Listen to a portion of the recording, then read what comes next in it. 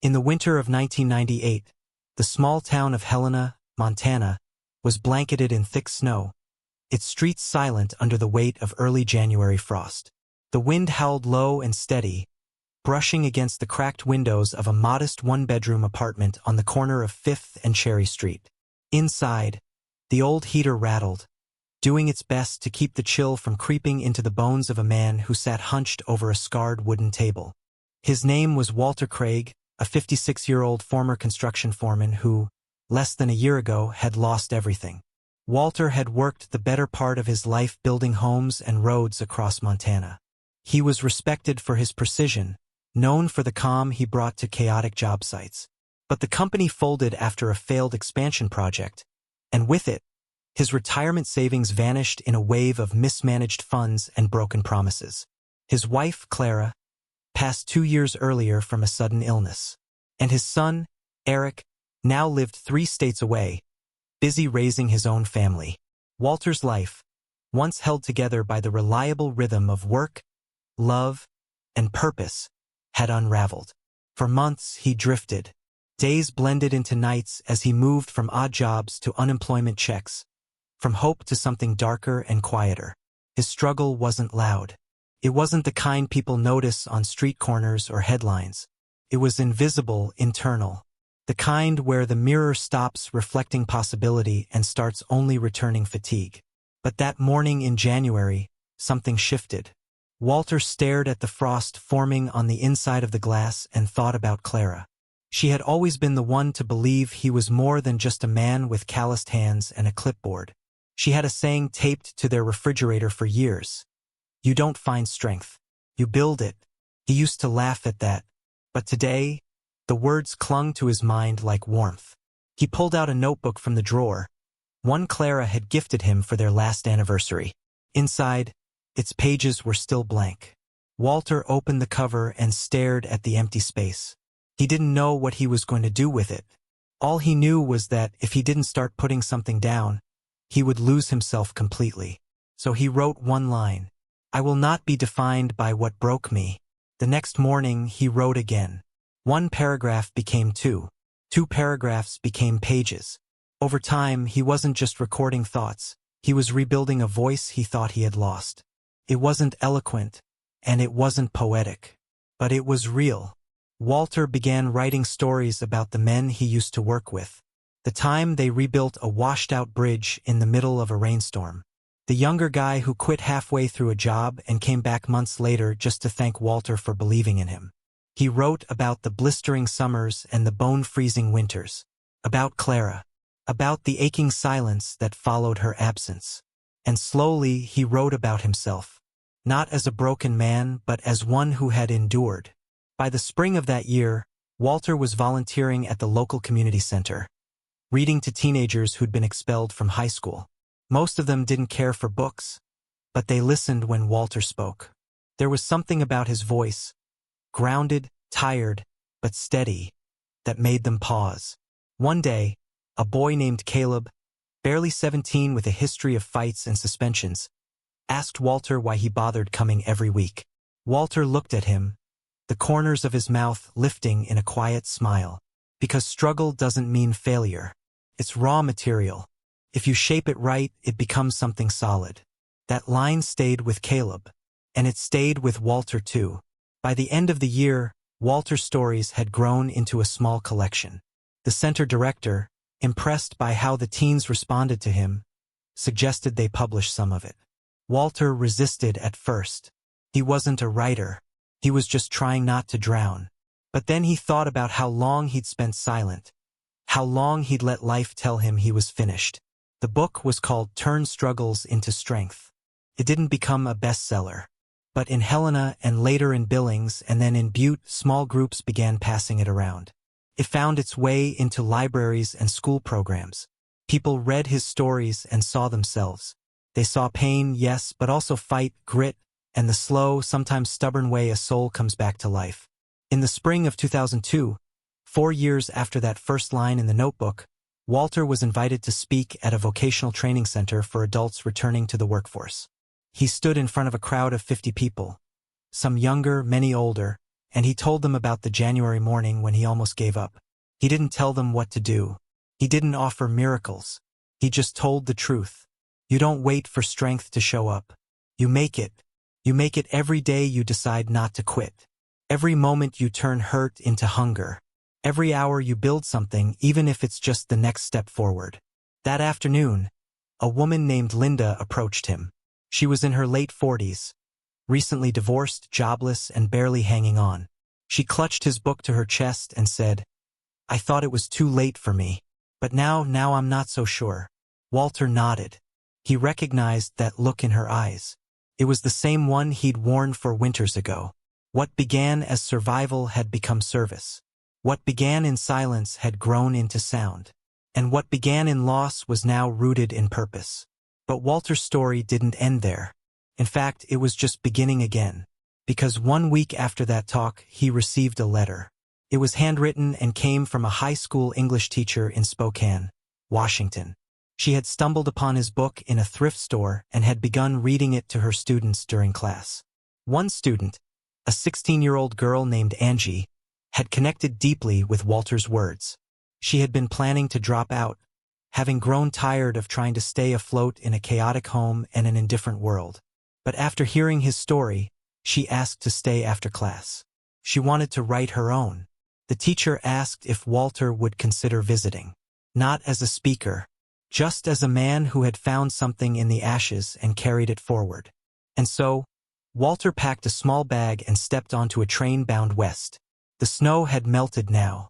Spring was fully awake. The mountains rolled past his window, grand and unmoved, and Walter felt something stir again. Not regret, not pain, readiness. Because strength isn't the end of the road. It's what carries you down the next one. And as the train whistled into the horizon, Walter Craig leaned back in his seat and opened a fresh notebook. This time, he didn't hesitate. He wrote, "Now let me tell you what happened next." The train rolled into Spokane just past 9 in the morning. The sky was a soft shade of gray, not quite threatening rain, but heavy enough to weigh on your shoulders if you stared at it too long. Walter stepped off with a quiet sense of anticipation. He hadn't been back in a school since his own days in the late 60s, when textbooks were heavy and hope came slow. Now, for decades later, he was walking into one not as a student, not even really as a teacher, but as a survivor with a story. The school was tucked between an aging strip mall and a row of tired houses with chipped paint and sagging porches. Its walls were graffitied in places, patched over hastily with dull beige paint that couldn't quite hide the rough outlines of what came before. The parking lot was cracked, weeds growing between the lines. But there was life there, too. Kids in oversized jackets, backpacks slung low, earbuds in, voices rising in that half-rebellious, half-lost tone teenagers carry like armor. Inside, the English teacher, Mrs. Hallstrom, greeted him warmly. She was a short woman with streaks of silver in her ponytail and eyes that didn't miss much. She led him through a hallway where lockers clanged open and shut, and the scent of pencil shavings and cafeteria pizza clung to the air. They arrived at her classroom, room 204, where a group of about 20 students sat scattered across old desks. Some looked up when Walter walked in, others barely noticed, faces turned to their phones, eyes glazed over in practiced disinterest. Mrs. Hallstrom didn't say much. She simply nodded toward the front of the room and said, "This is Mr. Craig. He's the man behind the book I've been reading to you." A few heads lifted then. A girl near the back with a maroon hoodie and black nail polish tilted her head slightly. Walter recognized her. Angie. He stood at the front, cleared his throat, and began. "I'm not here to impress you. I don't have a degree. I'm not famous. I'm just someone who lost almost everything and somehow found enough to keep going. That's it." There was a silence, the kind that only happens when a room full of young people sense something real. Not performative, not forced, just real. He talked, not long but deliberately, about Helena, about the morning he nearly didn't get out of bed, about Clara, about the notebook, about Caleb and the community center, about what it means to rebuild when the world doesn't offer you instructions. Then he paused, looked around, and asked them a question. "What's the hardest thing you've ever had to carry?" The room shifted. Eyes dropped. A few faces froze. One boy in a hoodie muttered something under his breath. Another girl, arms crossed tight, stared out the window. Walter didn't press. He let the question sit there, heavy and patient. After a moment, Angie raised her hand. My mom. She left 2 years ago. Said she'd be back in a week. Never came back. My dad drinks, mostly just sleeps. I basically raised my little brother.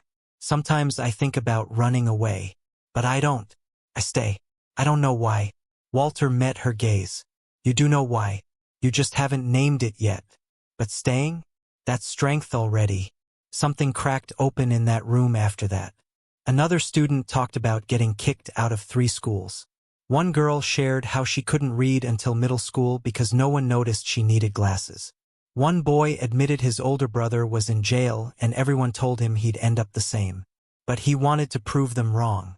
By the time the bell rang, the walls of that classroom held stories heavier than textbooks and infinitely more important. Mrs. Hallstrom pulled Walter aside after the students left. I've never seen them like that. You did something here. Walter shook his head. They did it. I just reminded them that pain doesn't mean the story's over. Back in his motel room that night, Walter sat by the window, the hum of passing cars filling the silence. He opened the same notebook he'd carried since Helena, its pages filled now with more than just his own voice. He began writing again. Spoken reminded me that pain isn't something you outgrow. You outlive it, yes. You outlast it. But you don't outgrow it. You learn to speak to it differently, to use it instead of hiding from it. He thought about Angie, about the way her voice didn't shake when she spoke, even though her hands did. He thought about her little brother, who didn't know it yet, but had a sister fighting like hell for him in the quiet corners of her life. And then something unexpected happened. A call came to his room 2 days later. It was from a local librarian who had heard about the school visit. She wanted to know if Walter would be willing to speak at a small weekend reading circle for men recently released from prison. Many of them were struggling to stay clean, stay working, stay alive. The librarian thought maybe Walter's story would land with them. Walter hesitated. This wasn't a school. These were grown men, some twice the size of him, with stories far more jagged than his own. But then he remembered the words he'd written in the cold of that first January morning. I will not be defined by what broke me. So he said yes. And as he packed his things, preparing to visit a library tucked in the middle of another forgotten neighborhood, Walter Craig knew something with absolute certainty. Struggles are not interruptions to life. They are life. But if you hold them long enough, stare them down long enough, speak their name out loud instead of whispering it behind closed doors, they become your strength. Not a replacement for what you lost, but a foundation for what you can build. And Walter was still building. The next chapter hadn't even begun.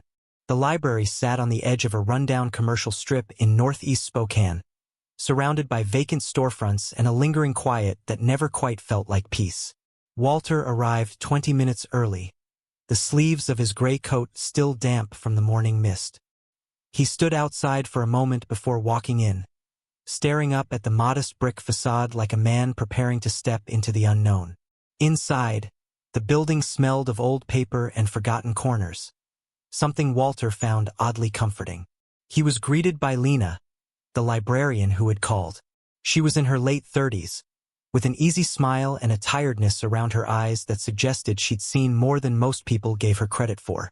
She led him to a side room, dimly lit and arranged in a loose circle of metal chairs.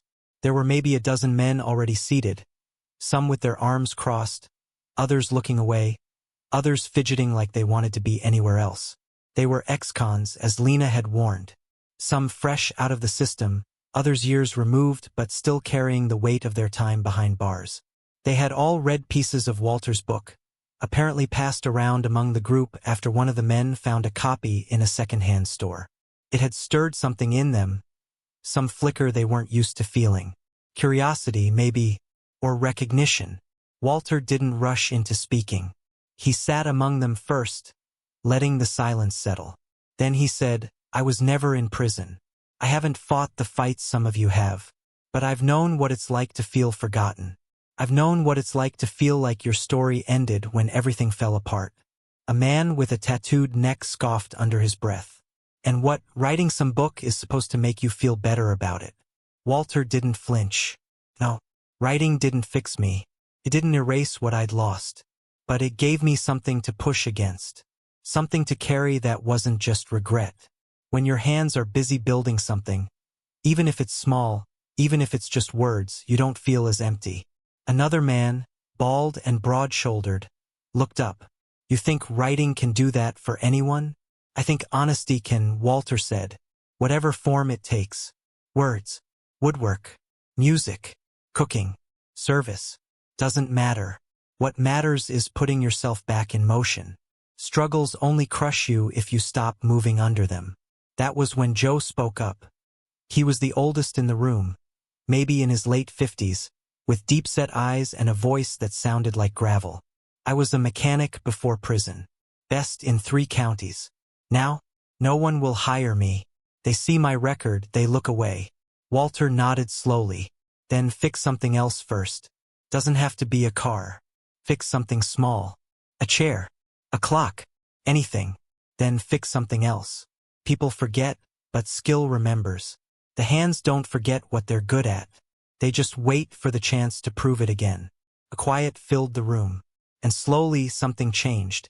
For the next hour, they spoke like men loosening the tightness in their chests. One shared how he used to sketch in his cell but hadn't picked up a pencil in years. Another confessed he'd started writing poems in secret but never shared them. Someone else mentioned he'd been teaching himself to cook, hoping one day to open a food truck. By the time Walter left, the metal chairs felt warmer somehow, as though the room had shifted. Not physically, but emotionally. They weren't fixed, not by a long shot, but they were seen. And sometimes, being seen is the beginning of healing. Outside, the drizzle had turned to rain. Walter pulled his collar up and walked back toward the motel. His feet heavy, but his spirit lit with something he hadn't felt since Clara passed. Purpose. The next few weeks blurred into movement. Walter received more letters than he could answer. One from a retired nurse in Oregon who said she'd been suicidal before reading his words. Another from a high school dropout who started writing her life story in a composition notebook, inspired by his journey. The letters weren't filled with polished grammar or neat handwriting. They were raw, trembling messages from people learning to speak again. And then came the call that surprised him most. It was from his son, Eric. They hadn't talked much in the last few years. Distance, grief, and stubborn silence had built too many walls. But now Eric's voice cracked through the phone line like a sound from a past life. Dad, I read your book. Why didn't you tell me all this? Walter took a deep breath, one hand gripping the armrest of his chair. Because I didn't know how to, son. I barely knew how to talk to myself. But I'm learning. One page at a time. There was a pause, long and full. Eric said, I want you to come visit. The kids. They should know who you really are. Not just Grandpa, but the man who kept going. Walter's throat tightened. He hadn't expected redemption to look like an invitation. He boarded a flight the next week. The first time he'd flown in over a decade. The airport felt foreign and fast, but Walter moved through it like a man with a map in his bones. When he arrived, Eric met him at the gate with arms that lingered longer in the hug than Walter expected. At dinner that night, his grandchildren asked him what kind of books he wrote. I write about struggle, he said, and how it doesn't get the final word. He told them stories, not sad ones, but the kind that ended with lessons. He spoke of resilience as a muscle, not a miracle. And as he spoke, he saw something reflected in their wide young eyes that he hadn't seen in a long time. Hope, not just for them, for himself. Because Walter understood now, pain doesn't expire, transforms. And the more he gave his story away, the less it weighed him down. Back in Helena, the old apartment didn't feel so small anymore. It had become a workshop, a quiet command center. A place where a man with white hair and tired hands could continue crafting something that outlasted him. Walter began organizing community writing circles. He opened his door once a week to veterans, to the recently divorced, to the lonely, to the lost. Not all of them came to write. Some came just to listen, to remember they weren't alone. And then one night, after a long session where a 20-year-old named Mandy read aloud a piece about surviving her father's abuse, Walter looked around the room. He saw faces shining with tears, with sweat, with courage. He realized this wasn't just about him anymore. This was bigger than his story. It was a movement. And as the lights dimmed and the night wind swept softly against the windows, Walter opened a new page. He wasn't sure where this chapter would go. But he knew this. It had just begun. Spring in Helena came in fits and starts, patches of sunlight breaking through a sky still heavy with winter's breath. The mountains in the distance held onto snow like old grudges, but the valleys below began to stir. Crocuses and wild iris started pushing up through dry soil. The town, quiet most of the year, seemed to blink awake. Walter Craig sat by the front window of his apartment, a fresh journal in his lap, watching the street with a calm that had taken years to earn. He'd just returned from Missoula where he'd spoken to a group of recovering addicts at a halfway house. One of them, a lanky man named Bryce with a twitch in his left eye, had clutched Walter's hand after the session and whispered, "You made me feel like I'm not a monster." Walter hadn't known what to say to that. He just held Bryce's hand tighter. Sometimes presence said more than words ever could. Back in Helena, Walter's Thursday writing group had grown. What had started with 2 or 3 hesitant attendees had turned into a dozen. People came from nearby towns, Lincoln, Boulder, Townsend. Some drove an hour through rough weather just to sit for 90 minutes in Walter's living room, surrounded by hand-me-down furniture and the quiet power of shared silence. He kept a kettle on the stove and a basket of blankets by the couch. People brought their own mugs, notebooks, and grief. It was never flashy. No photos, no big announcements, just pens moving on paper, truth blooming like wildflowers through pavement. One night, an older woman named Elsie came for the first time. She didn't speak the whole session, just listened, a faded scarf around her neck, her hands folded tightly in her lap. When everyone else had gone, she lingered. "My son died 15 years ago," she said, "drowned in the Missouri River. I stopped talking about it because people got tired of hearing it. But I still need to say his name out loud sometimes. Otherwise, it feels like I lost him twice." Walter, his voice a whisper, said, "Say his name now." She did. She said it once, softly, then again louder, and again, until her voice broke into tears. Walter didn't say anything more. He just let her cry, because that, he'd learned, was what healing often looked like. Not closure, not moving on, just movement. Meanwhile, word kept spreading. A local podcast invited him on. Then a regional paper wrote a feature titled, "The Man Who Turned Grief into a Gathering Place." A small publisher called him. They wanted to reprint his book, offer it nationally. Walter hesitated, then agreed on one condition. The foreword had to be written by someone else, a reader. Someone who had found themselves in the pages. He chose Angie, the girl from Spokane. She was 17 now, finishing high school, still raising her brother, still unsure most days, but stronger. She sent him a letter for the foreword, handwritten, dotted with tiny drawings in the margins. In it, she wrote, "Your story didn't save me. It reminded me I could save myself." Walter cried the night he read it. Not quietly, not politely. He wept with the force of every moment he'd spent doubting whether any of it mattered. The reprint launched quietly without a big campaign. Yet the emails kept coming.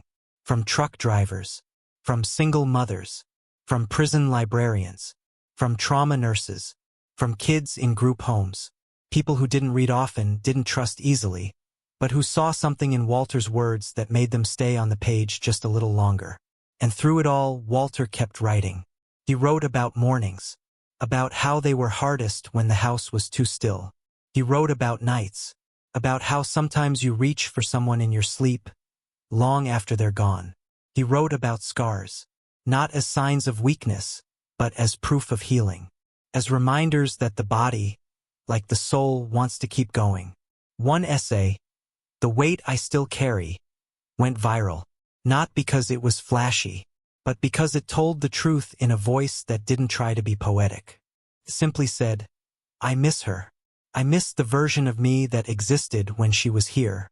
But I am still worthy, even broken. It struck a nerve. One day, Walter received a letter postmarked from a reservation just north of the Canadian border. It was from a man named Nolan, a former firefighter who'd lost both legs in an accident. Nolan had spent 2 years in silence, refusing to leave his home, speaking only to his dog, until someone gave him Walter's book. In the letter, Nolan wrote, "I still can't walk, but I put my wheelchair by the window every morning now. I watch the sunrise. I tell my dog what I see. That's how I know I'm still alive. You reminded me that's enough." Walter folded that letter and placed it in a wooden box he now kept near his writing desk. A box filled with voices from across the country, stories of pain and survival and stubborn hope.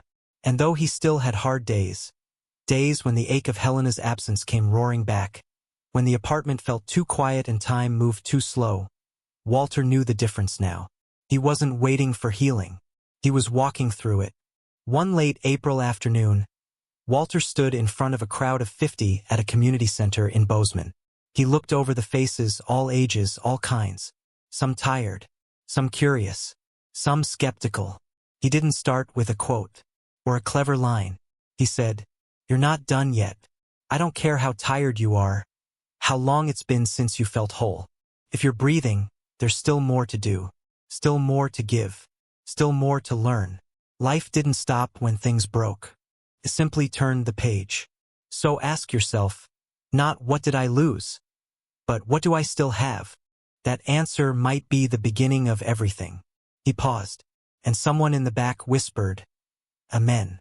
Walter smiled and continued,